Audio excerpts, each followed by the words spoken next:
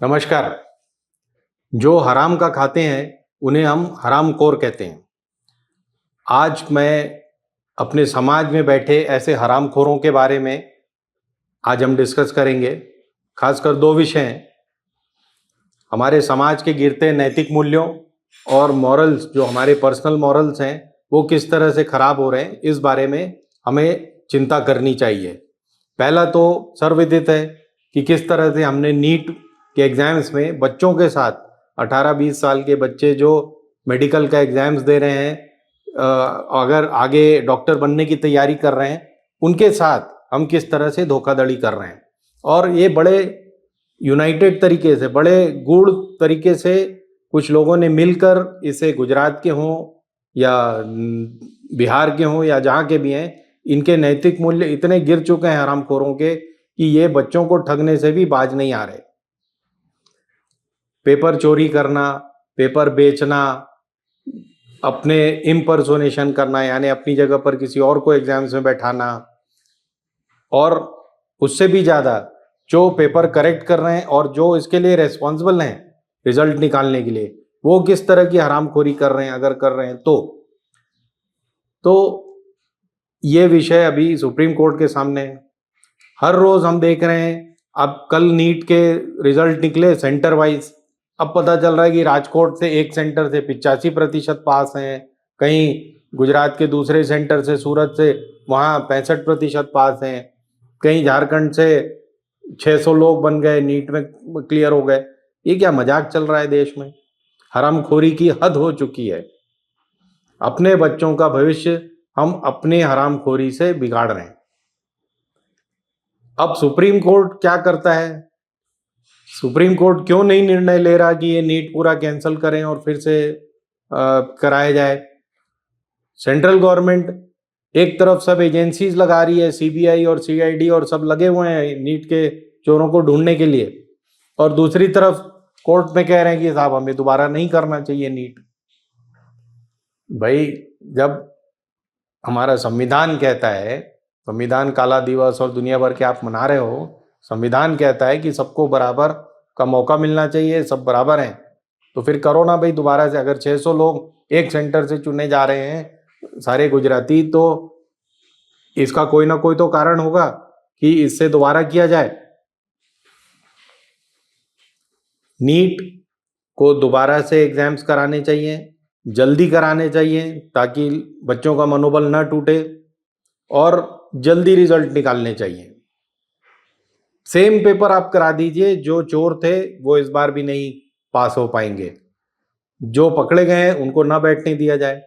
Same paper आप करा दीजिए, जो बच्चे अच्छे हैं वो ही निकलेंगे, आप देखना। दूसरा विषय है किस तरह से हमारे बैंक और जो बैंक में मैनेजर जो बैठे हैं और जो बैंकर्स बैठे हैं, वो किस तरह से समाज के साथ धोखाधड़ी कर रहे हैं।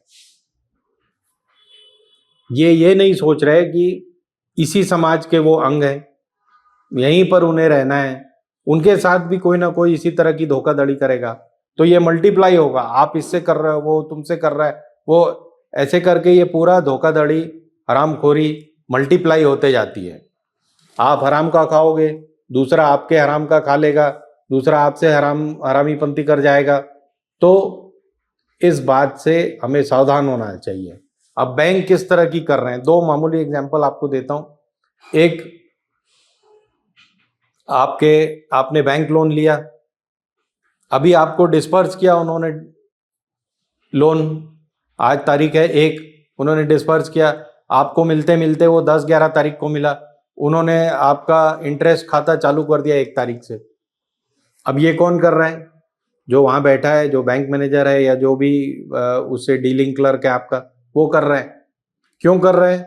क्योंकि वो दिखा रहा है कि देखो मैंने बैंक के लिए इतने पैसे ज़्यादा जमा कर लिए, इतने रकम ज़्यादा आ रही है, और इससे मेरा प्रमोशन जल्दी होना चाहिए, ग्रेड 3 से 4 पहुंच जाऊं, 4 से 8 पहुंच जाऊं, जो भी है ग्रेडिंग सिस्टम, वहां घुस जाऊं।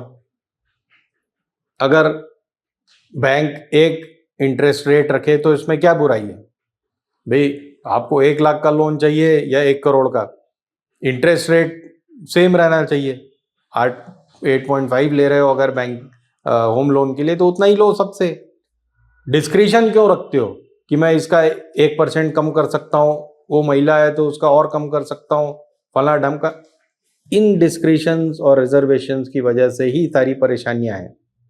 और ये जो वहाँ चोर बैठे हैं बैंक में, वो इसका फायदा उठाते हैं। दूसरा एग्जाम्पल मैं आपको देता हूँ, अगर आपने कोई लोन लिया है तो आप हमेशा ध्यान रखें कि ईएमआई की डेट पर आप पैसा जमा कर रहे हैं कि नहीं, ईएमआई की डेट से आपके चेक इशू हुए हैं कि नहीं। जब आप फाइनल स्टेटमेंट देखेंगे तो उसमें आप हर महीने में देखेंगे आपसे 1500 आपने जितना लोन लिया था, जितना इंटरेस्ट आ रहा है ईएमआई, उसके अनुसार 200 500 1000 रुपये आपसे ज़्यादा ले लिए जा रहे हैं हर 2-4 महीने में। ये कैसे होता है? वो एंट्री कर देंगे जी कहीं पर कि ये टाइम से चेक जमा नहीं हुआ या बाउंस हो गया, 3 दिन बाद आया। भाई जब मैंने पहले से ही चेक इशू किए हुए हैं, अगर उस दिन संडे पड़ गया तो 1 दिन पहले करा लेते या 1 दिन बाद हुआ, संडे मेरी गलती तो नहीं है, लेकिन अगले दिन आप पे इंटरेस्ट बढ़ा के ले लेंगे। तो ये हराम के पैसे बनाने बंद करें बैंक भी। और जो लोग इसमें सहायता कर रहे हैं, जो भी बैंक के कर्मी इसमें सहायता कर रहे हैं, उनको अपनी मॉरल वैल्यूज के बारे में सोचना चाहिए कि वो समाज में क्या योगदान दे रहे हैं। धन्यवाद। हिंदुस्तान जिंदाबाद।